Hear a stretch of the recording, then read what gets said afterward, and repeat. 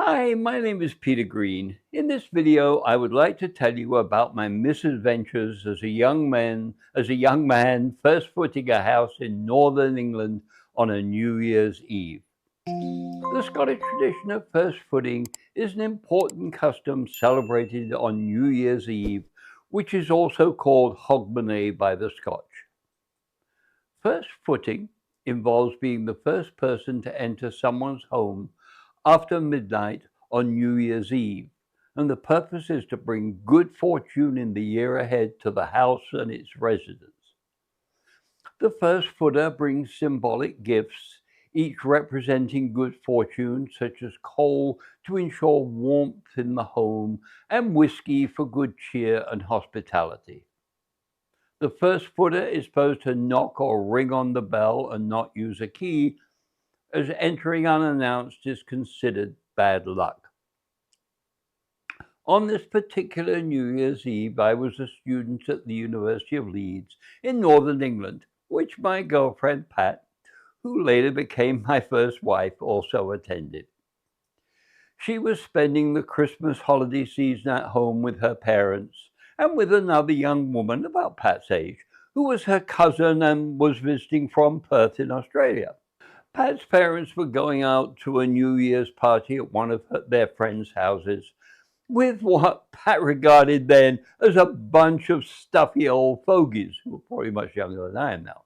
So she invited me to come over and spend New Year's Eve at her family's house with her and her cousin. Naturally, as a red-blooded young man, I readily accepted. After all, what could be better than spending New Year's Eve with not just one, but two pretty young women? However, as midnight approached, the two young women became very conspiratorial and decided that the house needed first footing and that I, as a dark-haired young man, would be the ideal candidate. So they equipped me with a glass of whiskey and a lump of coal, and then, with strict instructions as to how to perform the first footing ceremony, hustled me out of the door in my shirt sleeves. This would not have been so bad, but the temperature was hovering around freezing point, and there was a howling gale blowing, which quickly chilled me to the bone. I quickly turned around and hastily knocked on the door, only to be informed that it was still 15 minutes to midnight, according to BBC radio, and that I would not be allowed to be back into the house until after midnight, according to the BBC. So I waited outside, freezing, until the appointed hour arrived, and then, upon knocking at the door, I was finally let in. At least I got a New Year's kiss from Pat. But by then, I was so chilled and cold that all I wanted to do was curl up in a nice warm bed, especially after drinking the glass of whiskey, as instead of socializing with the two pretty young women, which was my primary objective. I guess my ardor was cooled literally by this experience.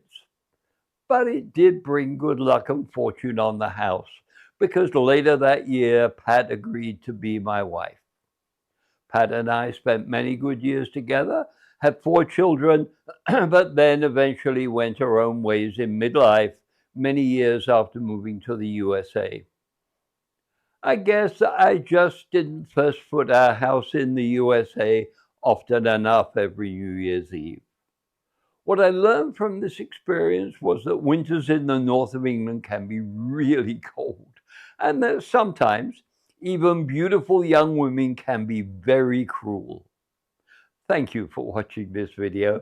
Please click on the like button if you like this video, and click on the subscribe button if you'd like to see more of these slice of life videos like this.